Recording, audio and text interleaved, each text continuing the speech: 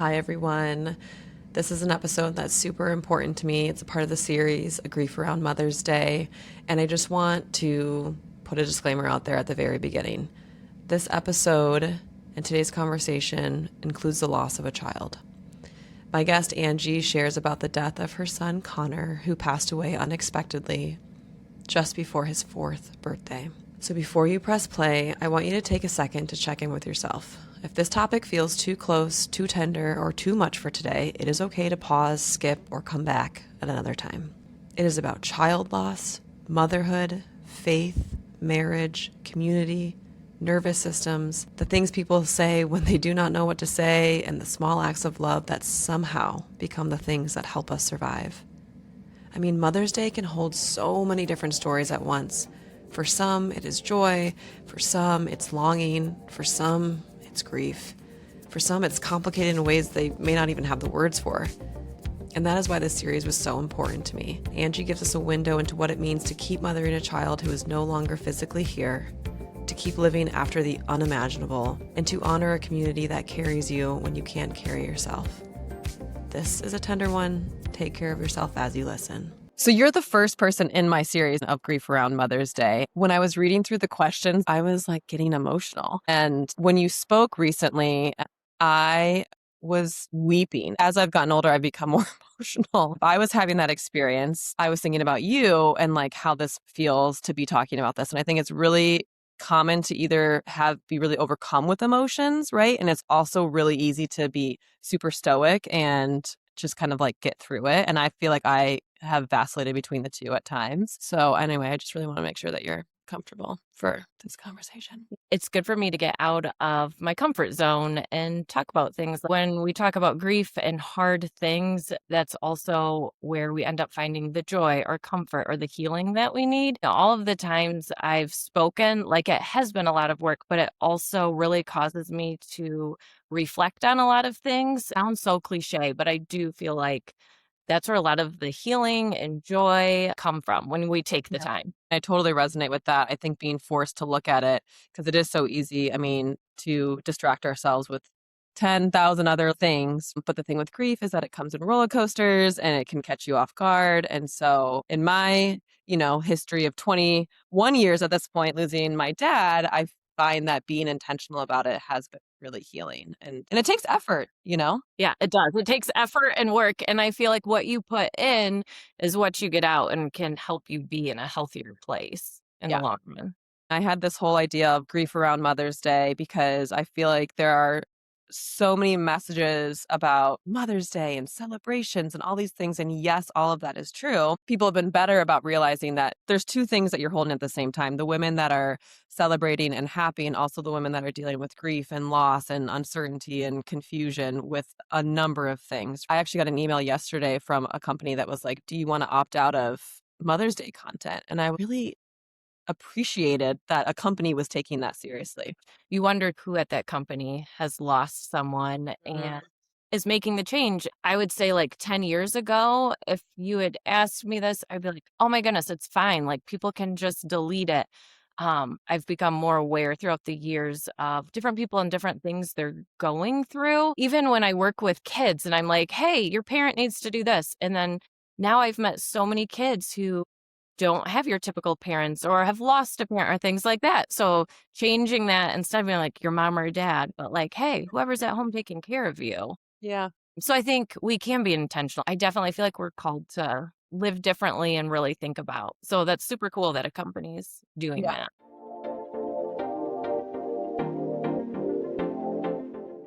Let's start off with who you are. And that's obviously a very loaded question for anybody who's lived more than a couple of years on Earth of like, who am I? How do I describe myself? But for the purpose of this, what would you like the audience to know before we get into all of your story? I grew up in Michigan. I'm a nurse. I always wanted a big family. I came from a family with 4 kids. I wanted 5 kids. All of my life has been you work hard, you get what you want. That's not how it works. There's so much out of our control. So got married. We had Connor, who's our oldest. And then I've got 3 other kids, Holland, Sailor, and Lucy. Connor was almost 4 and he had a massive stroke and went to heaven. Very unexpected, very healthy kid all along. Our daughter Holland was turning 2 at the time. I had just found out I was pregnant too a couple days before. I'd had a miscarriage before that. And then I had gone into that next ultrasound. After you've lost, you go into things really hesitant. Or before ultrasounds, I'm like, yes, I can't wait. But then when you've had one where it's like, oh, this isn't how we wanted it to go. So I had just gone into this ultrasound where I was like hesitant. We heard the heartbeat, so exciting. And then 2 days later, our oldest had a stroke. So definitely went through that time of just immense grief while being pregnant and having a 2-year-old. And then after that, I still have a deep desire to have a lot of kids. So I ended up with some other medical things, I think just from the stress and the grief on my body. And so after that, the doctors were like, if you want to get pregnant after I had Sailor, because things did not go smooth, they're like, you should do it soon and you should be done. So we got pregnant with Lucy and then we were done. I also do a ton with kids. At Storyline, where we go to church. I do the middle school programs. I've always been involved in Young Life since being here in Michigan again. I'm someone who always loves chaos. And sometimes there's I wanted 5 kids. I've got 4. One's in heaven. The other 3 I get to hold. But I feel like God's blessed me with so much more than I had hoped for 15 years ago when I was like, I want 5 kids, white picket fence. Sitting here, it looks very different than I wanted. It's really hard, but it's also really beautiful. And that's the nuance of life, right? There's really hard times, and sometimes that actually forces us to see a lot of the beauty. And it's been 10 years. Yeah. It seems wild too. Even when we survived the first heaven day, it was I can't believe we made it a year. How are we ever going to do more than 1 year of this? We've come so far. I can't believe I've made it 10 years. If I speak to a mom who lost a kid more recently, yes, it feels like, how will I ever continue living life? I can still sit in that and feel that so deeply. 10 years. Years is a huge milestone. I remember that's a huge milestone. For me, when I turned 20, it was the 10-year anniversary of my dad. He's been dead half my life and alive half my life. 10 is monumental. Wow, but here we are. I do think that can be weird when there's age things. How old was your dad when he passed? He was only 48. I wonder what it's going to be like when you turn 40. Because that's the weird thing where now I've passed how old? It was really weird when Holland was then older than Connor. Because it's that's her older brother. And all of a sudden it's time has stopped and time doesn't make sense anymore. I have anxiety about that with Mike.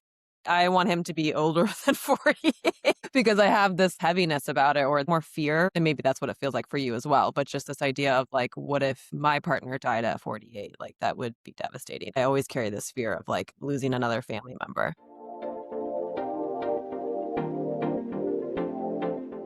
When we lose a child, the child almost becomes frozen in time. My dad frozen in time at 48 is very different than a child frozen at 3, almost 4, knowing that you have these 3 other reminders of children that you have to take care of and see every day. How do you feel your youngest turned older than Connor? There's almost that holding your breath when your kid does turn 4, because it's Connor was so close to turning 4. We also had just other medical things that were on our mind, and we're is this going to happen again? Yeah. Everyone's oh, your oldest is Holland. And it's no, she's not my oldest, but she also does feel like my oldest because now we've experienced all different things with her that we never had the opportunity to with Connor.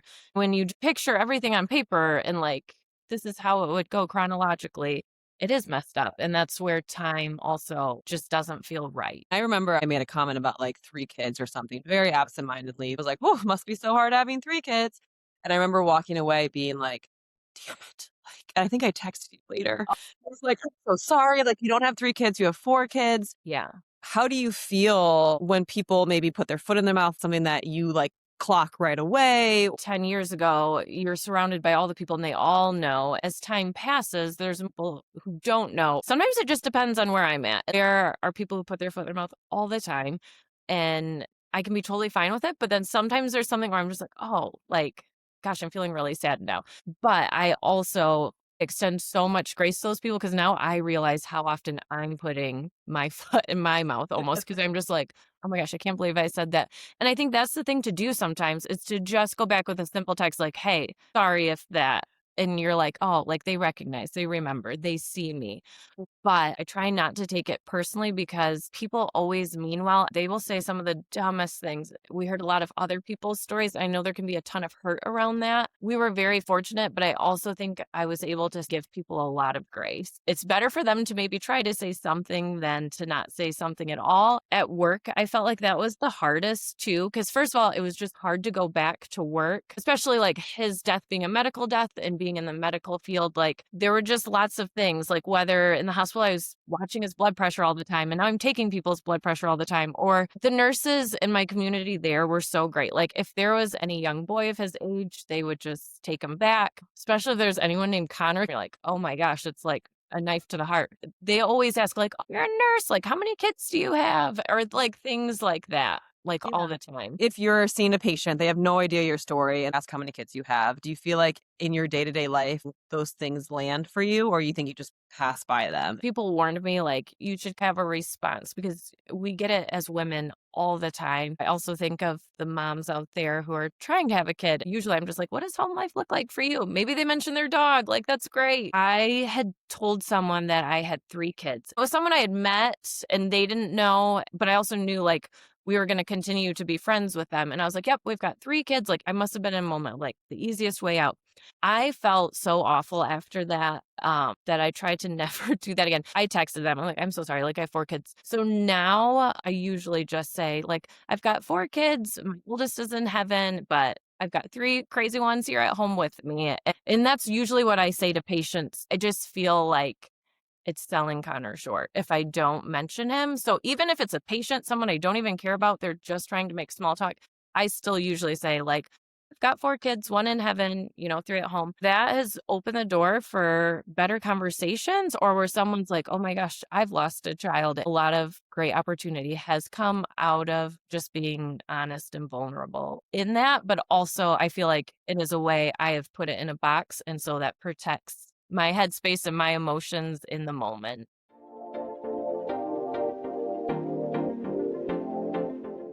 A lot of people with grief, they don't know what to say. But I always tell people, because people have asked me like, oh, this person's going through this, like, what should I say? Everyone needs something different. And how you're walking and walked through grief the last 10 years might not look like someone else's journey, right? For you, it might be really important to honor him. For someone else, they might not be able to handle sadness from someone else. Do you feel like you have to take care of someone else's reaction at all? Of like, say from personal experience, when I heard you talk recently, I was just so vulnerable at that point. I don't even know what was going on for me, but I was like weeping. I was like, I don't want Angie to see that because I don't want her to feel like she has to like take care of my emotions. And I could see that happening in like this quick everyday interactions. And then now you have to like comfort this person. Oh no, it's okay. Yeah.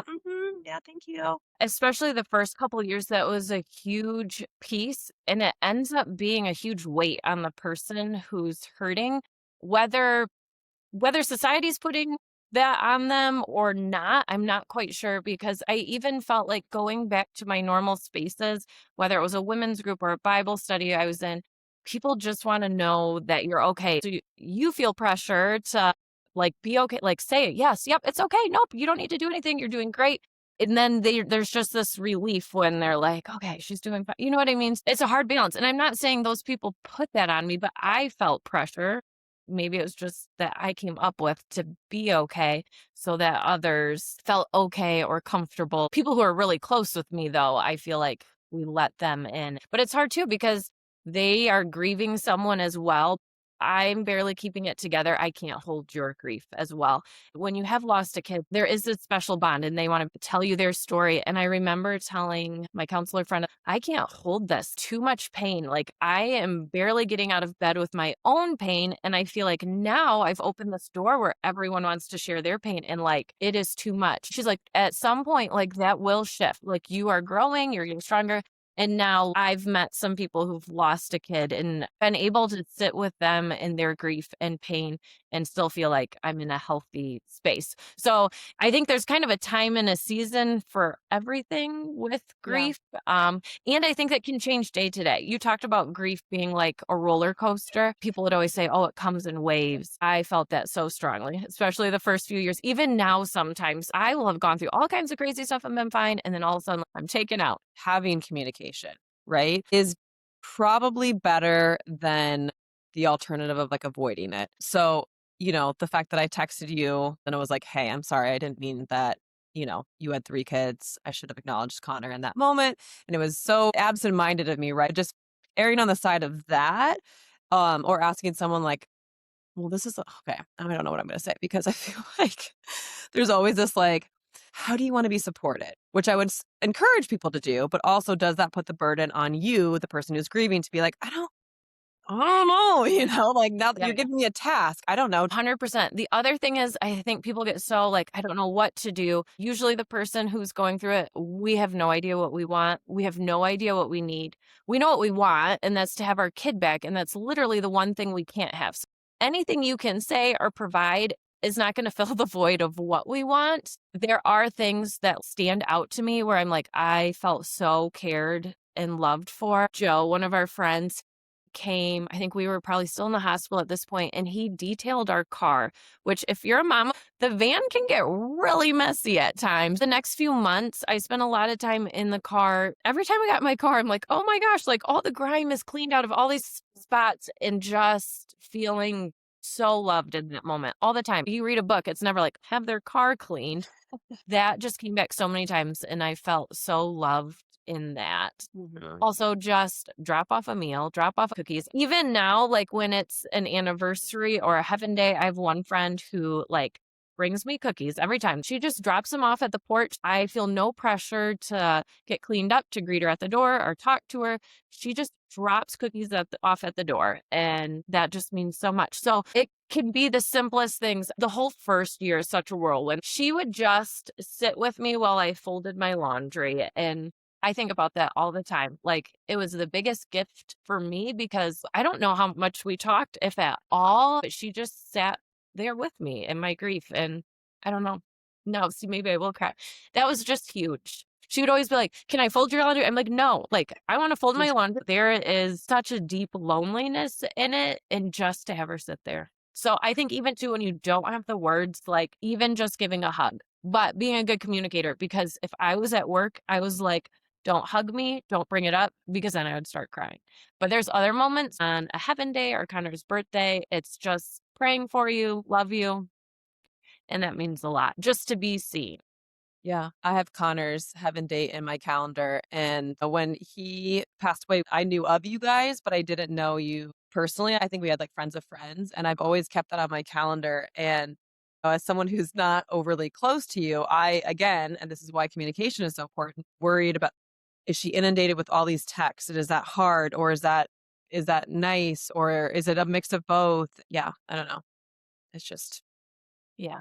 I'm thinking about like the weight of the grief, and then the weight of all the other crap that comes with it that falls on your shoulders. I cannot imagine that you went through a pregnancy from the very beginning. It's not like you had 10 weeks left of your pregnancy. You were newly pregnant, had a 2-year-old, and had to go through all this with other medical complications. Like, I don't know. So the weight of everything. We had so much support. And so if there's anyone listening who doesn't have the support, I'm truly sorry, or like find support, because there's no way we could have gone through it without our community. We've got Lory's place here, which is a grief counseling center. Holland was 2. And then after that, she changed so much in those few months and trying to deal with it. And it was so hard because Patrick and I are trying to navigate things. Great. I've got a 2-year-old in counseling. This is not how life was supposed to go. They were so great. We had so many people already in place. And I think that's the only way we got through. And looking at all the things we had in place and the people and how supportive they were, I feel like, not like, oh, God forgot about me, but this was part of his plan. Like, you could go back and be like, what if this or what if that? What if this could have been prevented? I do think God was holding us all the way through it. And I think he was preparing our hearts. I had a very close friend who her child had passed a couple years before we moved up here. Being able to see that and how they navigated that. There were just so many things in my life before, during, and even now after where it doesn't feel like it was, just a random thing. We talk about a lot is that in brokenness, you can really find the comfort and safety and being held by other people. And I think I want to encourage anyone that if you're not a cook, then you can mow lawn or you can pick up groceries, or there's so many little tiny things that people can do. Like for me, when my friends have the date on their calendars, like that means so much to me. And it's so simple.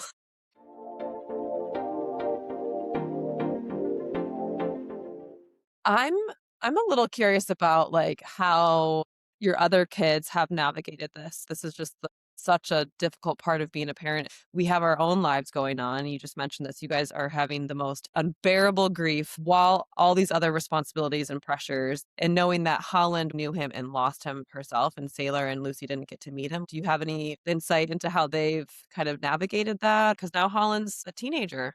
Or almost. Holland will talk about it, or, you see it in their artwork when they're in elementary school. Last year, I know like she had a classmate where one of them had died and the brother was also in the class. And that gave her an opportunity where definitely very different, but she could still speak into that at some level. That was so long ago for her, but she also knows what it's like to live with grieving parents.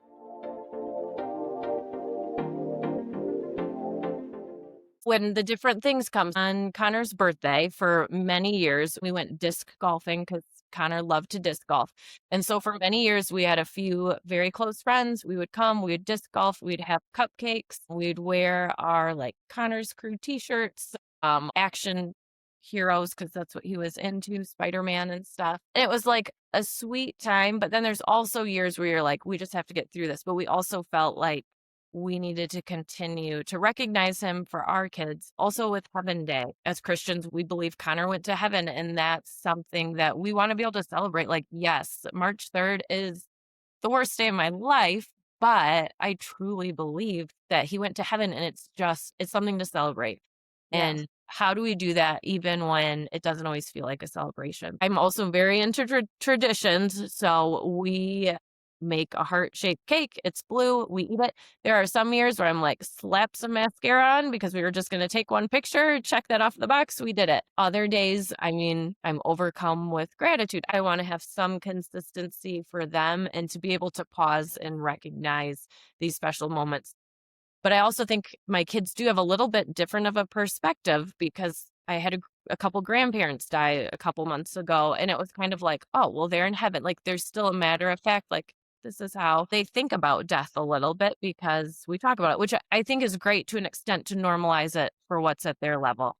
I will say there are times in the car where I get totally caught off guard, and like Lucy will have some question about Connor and like, hey, did he ever do this? And I'm like, why are you thinking about this right now? Did he ever go skiing or something like that? And sometimes you're like, oh, I wasn't ready to like feel the weight of that, or I'm surprised it's coming from Goose because she's never met him. But also beautiful when they do remember and they know that family can look different. It's not this perfect drawing on a piece of paper. Has it come up for Holland of like having a hard time remembering him and that being painful? I know my youngest sister was 6 when my dad died. And I think about like when Soren turned 6, I was just like, oh, I realize how little that is. Yeah. With her being almost 2, is that something that she's had to kind of grapple with? I used to take a ton of pictures with them, and like we did so much the year before he passed with like Disney trips to Kalahari. And so that whole timeline is so well documented, and she does go back and she loves to look at pictures and like our core friend groups at that time and those families. And so I definitely think she feels and knows that time, but I have not seen at least where she's like, oh, I can't remember him anymore. And obviously we have pictures up, but I also think she was so young. Yeah. Does she bring him up? She did a lot early on. Sometimes like the kids, they'll read something in a book where a character in the book died and there's a little bit of medical stuff. I've caught her talking to Patrick, like, okay, wait, so how did this happen? Like, is it when the heart stops beating? So things like that from a very concrete level.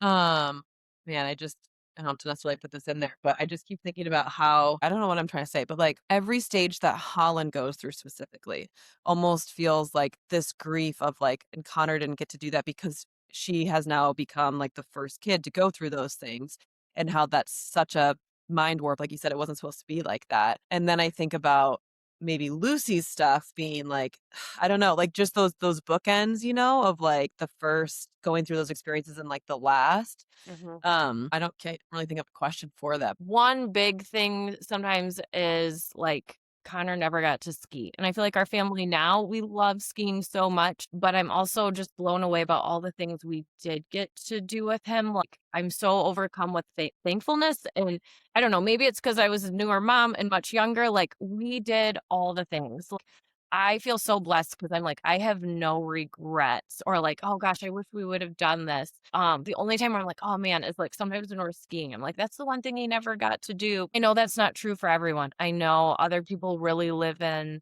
we didn't get to do this or that. People warned to me about like, yes, when his friends start driving and when they graduate high school. One that caught me off guard, I took a bunch of middle schoolers to camp. A lot of times we'll share like what family looks like for us. A student brought it up and I was like, wait a second, he would have been in school with these kids. And so there was this group of girls, we were probably up till 3 a.m. and they had so many like questions. It was the sweetest thing for me. That would be one of the things where I was like, oh my gosh, like he could have been here. But I don't think I realized it in the time because I'm living at Mach 90. I'm up at camp. I've got 50 kids here. But it was so sweet when a kid brought it up and just talking about it and like thinking about it and seeing like these were like Connor's friends. I showed these girls like a picture of Connor with all these boys who are, over in the other cabin. And it was just kind of sweet. So I'm sure maybe when they're like graduating from 8th grade, I don't think about those things usually until maybe the week before where it starts to like hit and sink in and you're like, oh. So it's hard. It's like painful and beautiful. That one I think was totally unexpected. Like these kids brought it up and like they were so sweet and I'm blown away at the hearts of middle schoolers and like how much they think through things and care. I mean, it was super sweet. Yeah. I think people don't give kids, teens enough credit for, if they have the space, which you're creating, you're pouring into these kids' lives, what can come up from that? And what I think of is you probably made those kids feel seen and then they were able to make you feel seen, which is kind of this like back and forth of really what human experience is about. And those are the things that stick with you and make us emotional. Kids are awesome.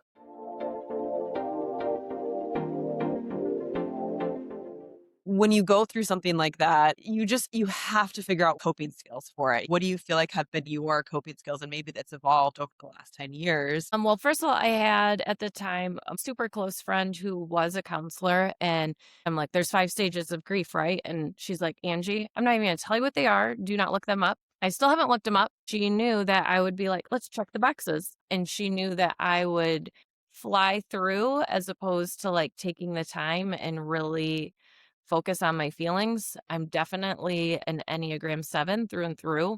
Emotions make me very uncomfortable. I'm also not a crier. And so it's been really hard to find the space to figure that out. A lot of times with big holidays, if it's Christmas or his birthday or Heaven Day, I make sure to keep my calendar lighter on those days. And thankfully, a lot of those times fall when my kids are at school. And I'll take a morning and like watch videos, look at pictures just so I can cry because I'm not going to be like hugging Patrick, my spouse, and like sobbing with him or a close friend, but still knowing that I need to do that and try to navigate that. Even like this is so great to slow down in life and reflect on a lot of these things. I feel like that's good and healthy and why everyone should be in counseling. Good reminder. I'm like, gosh, I really should probably be going back.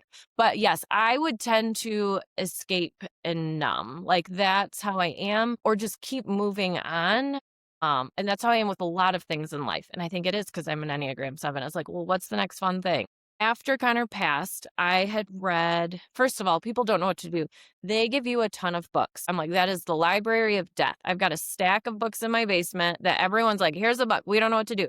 I did the same thing. Like when I found out my grandma had cancer, I was like, here's this book. But I did read one. It was Holding On to Hope by Nancy Guthrie. I have it here, which I know you can do a cute picture and show it. Yeah. If you're going to read a book, this is the book to give or get. She does a retreat for parents who have had a child that's passed. And we went to that retreat. I'm not sure if it was 3 months after, 6 months after, very soon. We saw a multitude of couples. Some, their kid had passed 15 years ago. I mean, just a huge range. And to see where they were at in their grief, I think we learned a lot of, okay, this is what we want it to look like, or this is an unhealthy way. I think, yes, it would be totally easy to like drink away your sorrows. But I was pregnant, wasn't an option. Like, thank God. I'm not even saying I had a drinking problem, but just to escape or to sleep. So yeah, trying to find better ways to escape or numb would be what I would gravitate towards to instead of dealing with it and talking about it. But again, I have people in my life that they're not going to let me do that. And I'm so thankful for that. We've got one couple who we were walking with really closely at the time. And both of them, like husband and wife, are so into their feelings. And like when we hang out with them, it feels like a therapy session in the best way. And I'm like, this is what we needed. And they see us, they ask us the hard questions where sometimes it's conversations Patrick and I should be having and aren't having because neither of us can handle that emotional load, and they get us to the places we need to be thinking and talking about things. Yeah. I joke that it's a job hazard of mine. Like sometimes I just ask like the intense questions or the questions that people want to ask but don't, because I'm so used to doing that in my job that I have to like switch it to like personal Dylan. But life is so short. Like, let's talk about things that really matter and that change us or grow us. But this is actually a good segue because I would like to, if you're comfortable talking about like how this affected you and Patrick.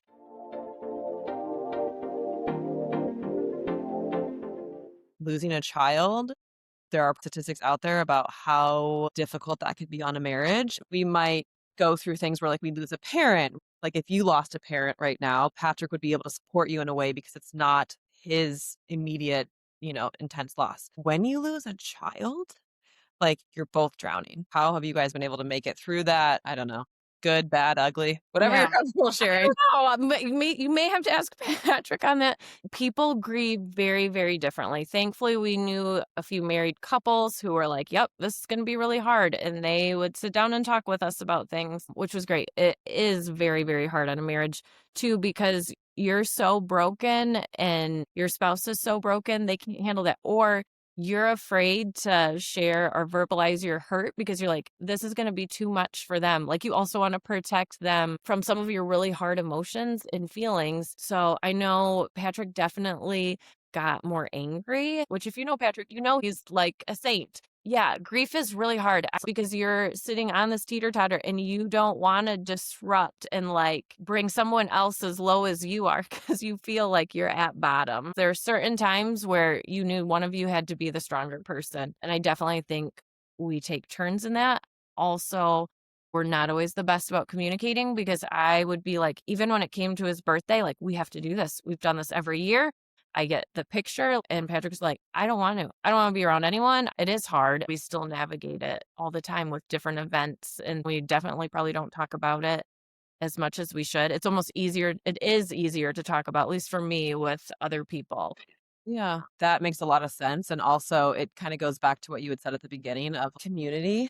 It can be difficult if our spouse is the only person that we could be super honest with. And I said spouse, I meant partner. You don't have to be married, but having friends or having colleagues, like these different levels of friendship where you can show up and you can say, don't hug me, don't talk to me. Like I need to just get through this shift. And other friends where you can really pour your heart into, and other friends that will just sit next to you and you don't have to say anything. We're so lucky to live in the community that we do. I never wanted to live here. Like now that I'm here and I like look around and see all of the layers of support that I have, I'm like, I should be a little bit more grateful that I have all of this. I think a lot of people don't have that. Or I think about people in cities that just are not near family or whatever, and how important it is to be intentional about trying to find community in any way that you can. How do we get through the hardest parts of life without people there to support us?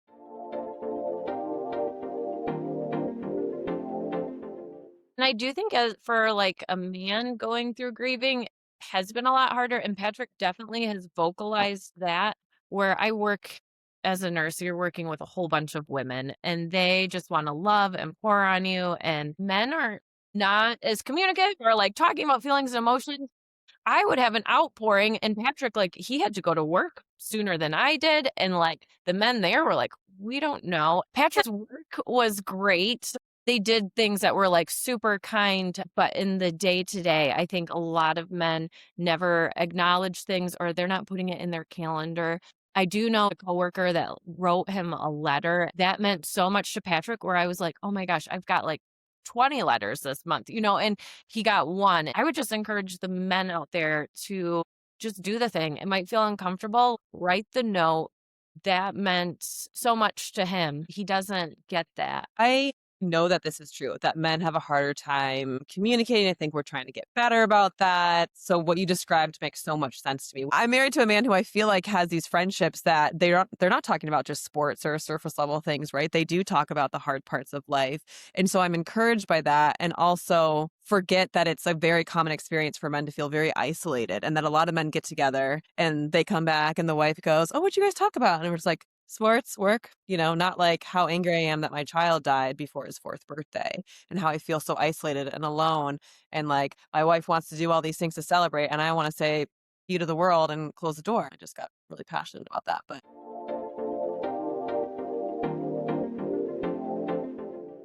I can get overwhelmed with the tasks of motherhood, and like everyone's always touching me all the time. But for someone who loses a child, you might have this different experience of like, thank God I have a kid that's hanging on me right now.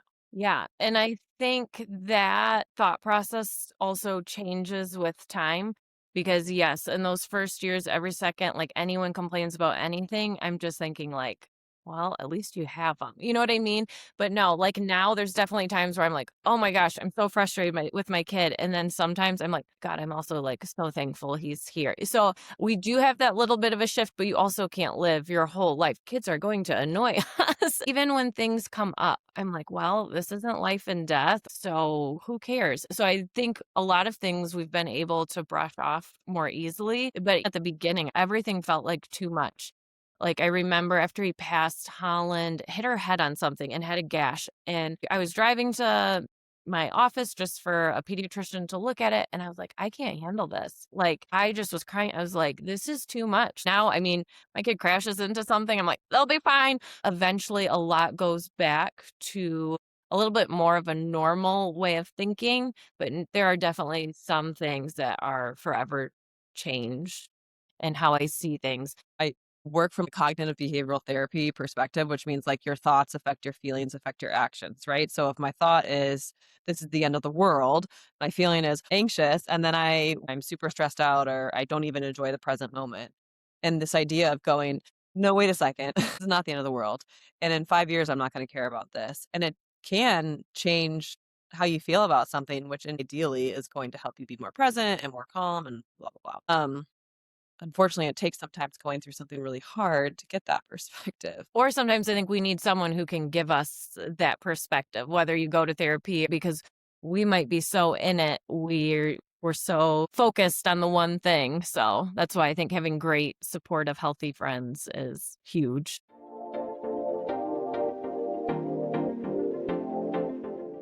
I really wanted to address grief around Mother's Day because I just really wanted to spotlight that there are women that are going through some really intense feelings around that day. There's not just one story around Mother's Day. If people could understand one thing about Mother's Day after losing a child, whether someone is listening who has walked through that or who has never experienced something like that. The first few Mother's Day were so hard and overwhelming.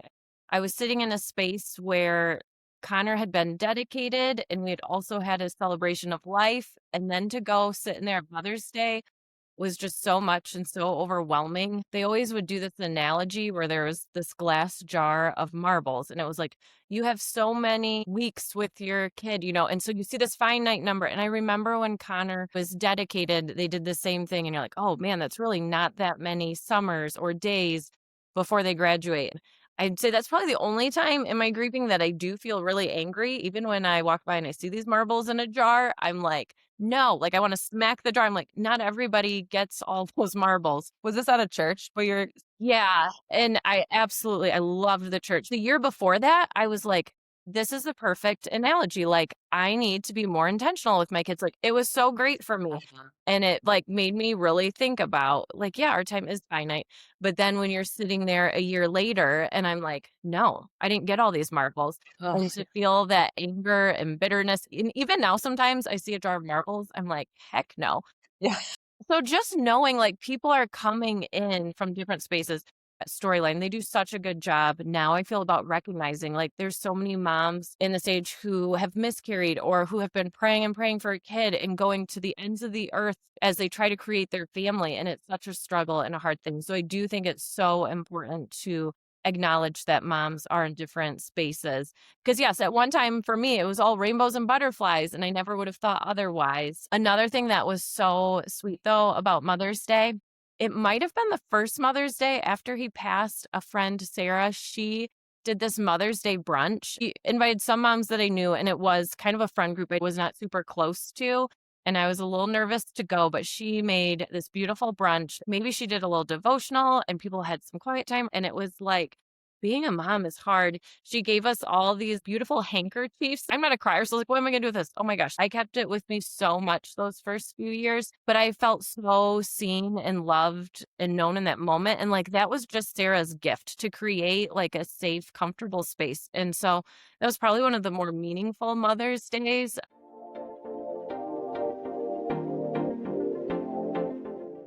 Found this written in a book. It was like, pain is inevitable, misery is optional.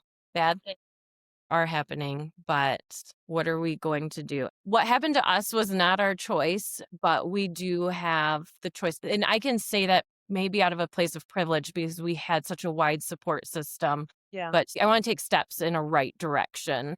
And I think having that mindset too has just made life much more enjoyable and able to find the joy in hard things.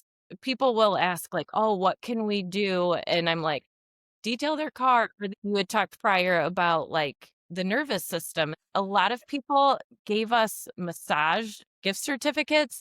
That is a great gift to give. Even now, I try to treat myself and plan a massage because I do feel like your body takes on so much stress, whether you realize it or not. But that is an incredible gift to give. I've definitely probably cried through some massages. That's one way to physically care for yourself and also such an easy gift to give. And it also just makes you slow down.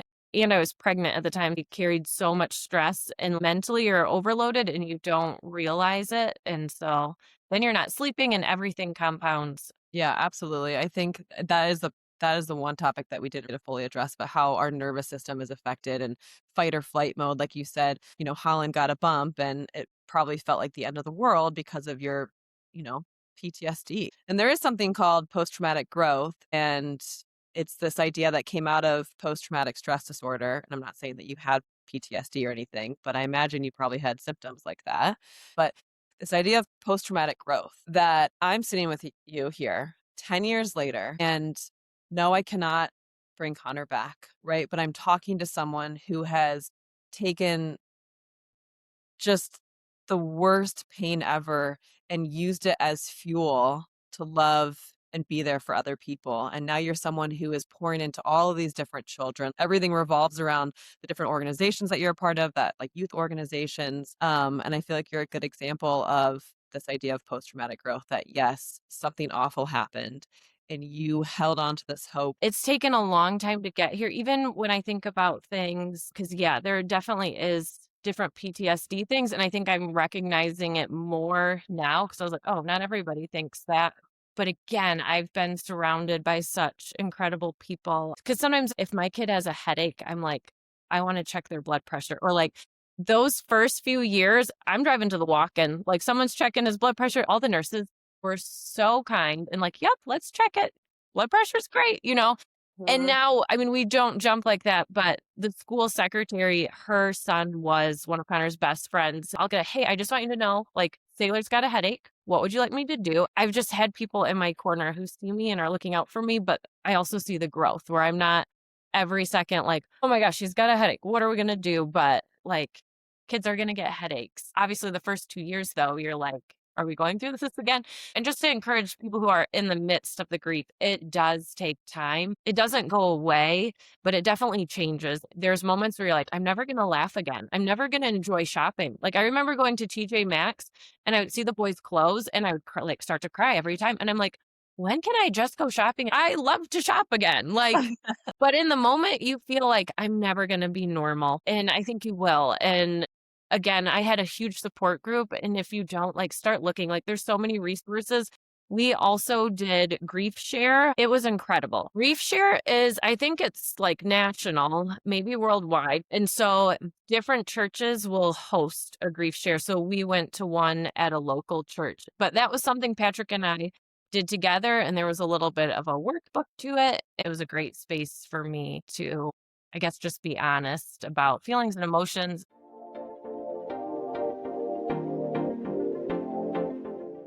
I will say one thing not to say, God won't give you more than you can handle. Like, don't ever tell someone that. Like, it's not helpful. It's also where in scripture did it say that? God's never going to like leave you alone and he's always going to be with you. At least that's what I strongly believe. But trust me, like we were not handling, like it took everything to get me out of bed in the day. Like for someone who's grieving, like we just want to be seen. We want to know that we're loved and that we're not alone. But the cliche things that people will just say, or like the Bible verse they throw in, it's like, okay. Or another thing not to say is like, wow, you just really remind me of Job. No one wants to be like, who's reminded of Job, like all these bad things keep happening and all these things keep getting taken away because that's not very encouraging. Did this come up at all since you are very spiritual and connected to church communities of like, just pray about it or like the idea of a miracle? I feel like sometimes it's like, get this miracle or I don't know, that kind of language or just pray about it, which I feel like the mental health field is very much like, okay, yes. And sometimes you need medication to get out of bed. Sometimes you need therapy. When there is a tragedy, I am not praying for a miracle because I know that's not always the end of the story, but praying that they would see like God's love in this and God working no matter what the outcome is, that they would see God's hand in it. And so if you're not religious or spiritual, just like, how can you show love?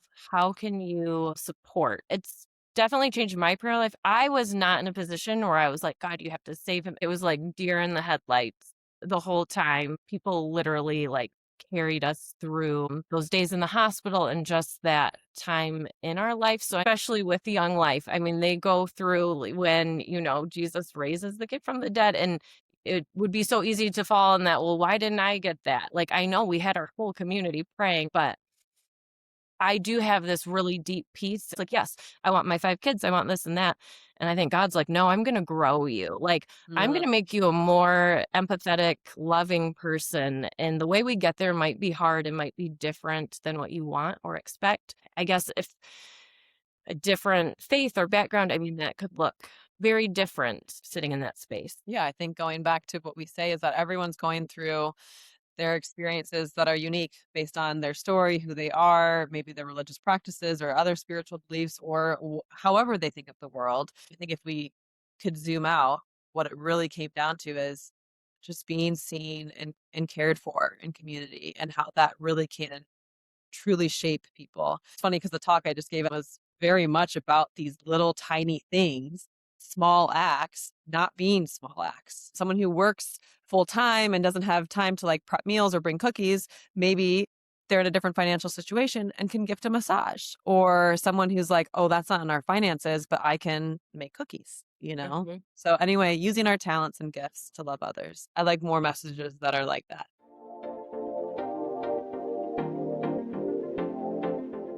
If you could tell a teen girl something, or something that you wish that you had known as 15-year-old Angie? Just want kids to know, like, they are so loved. They're trying to figure out who they are, or like, do you like me and am I good enough? And it's like, they are incredible.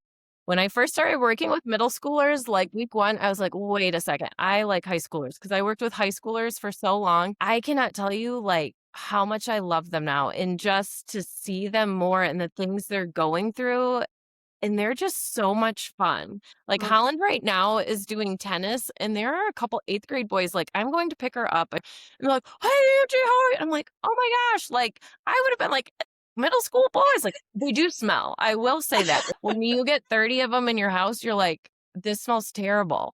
But they are, like, so fun, so kind. They see people.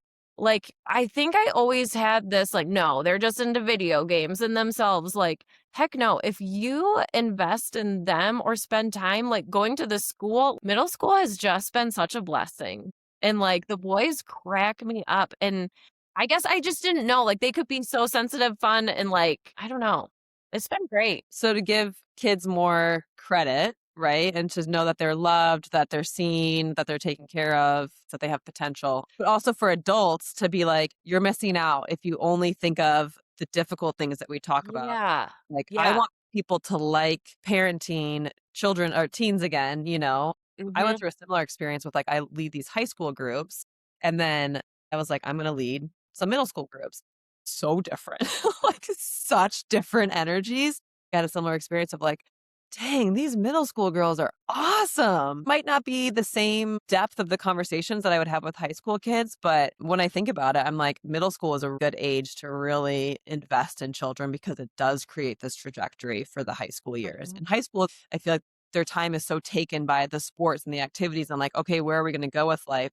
Middle school is kind of this like amazing time to catch them before they're too far gone, you know?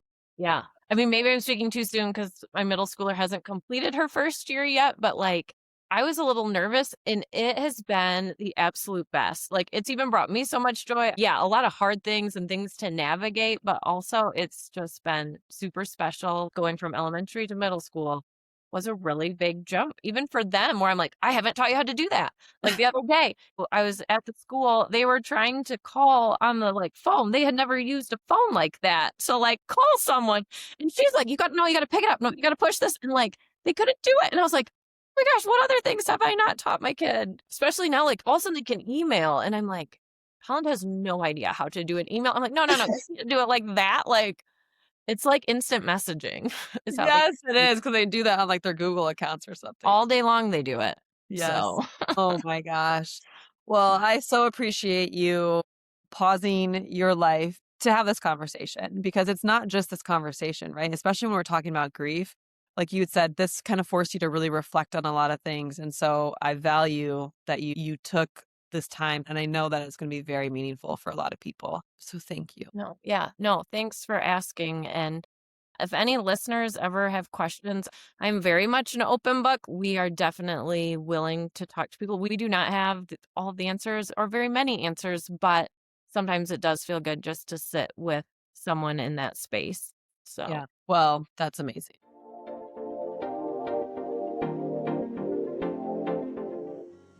As I'm sitting with this conversation, I keep coming back to something Angie said, and she didn't necessarily say this in one perfect sentence, but it's just the sentence that I took away from this conversation. That grief isn't something to be fixed, it just is something to be witnessed. So often we panic when people are hurting. We search for the right words, the right phrase, the right explanation that will somehow make the pain smaller. But as Angie said, we cannot give them the one thing that they want back, their child. So maybe the most loving thing we can do is much simpler than that. Remember the date, drop off the cookies, send the text, sit on the couch while someone folds laundry. Say their child's name. Let the person grieving be exactly where they are without making them comfort us through it. This conversation is about child loss, but it is also about love. It's about the way people survive because other people choose to keep showing up. Never perfectly, not with all the answers, but with presence. And maybe that's the invitation for all of us as Mother's Day approaches. To remember that not everyone is entering this day with the same story. Some women are celebrating, some are grieving, some are waiting, some are remembering, some are mothering children they can hold, and some are mothering children they had to let go of far too soon. So this Mother's Day, may we be a little bit more gentle, a little more aware, a little more willing to see the stories underneath the surface. And if this episode made you think of someone, maybe that's your invitation. Send the text, say the name, make the call. Always include cookies. Because sometimes the smallest acts of love aren't small at all. Thank you so much for listening to the Check-In with Dillan. I have just absolutely loved doing this podcast. It has become such a passion of mine. And if this conversation moved you, I'd be so grateful if you shared it with someone who needs to feel less alone. And if you want more conversations that make space for the honest, complicated parts of being human, follow the podcast wherever you listen and share it with your loved ones. And we'll keep checking in. Thanks. The responses I get from people about how impactful they are or how they've never even thought about something like that is what's inspiring me to keep going on with this podcast. I'm just like really impressed with the people that are coming on and like talking so openly and sharing so much wisdom. Yeah, no, well, that's why I think it's great you do the podcast, because it can really connect different people in a healthy, productive setting. I feel so lucky to know you. I don't know if you remember this, but I went to Connor's celebration of life and did not know you guys. I remember walking in and just, I don't know. So it's kind of interesting to have grown the friendship and talk to you. Yeah, that's wild that you were there and a part of it. I know. That was really special. They did such a good job.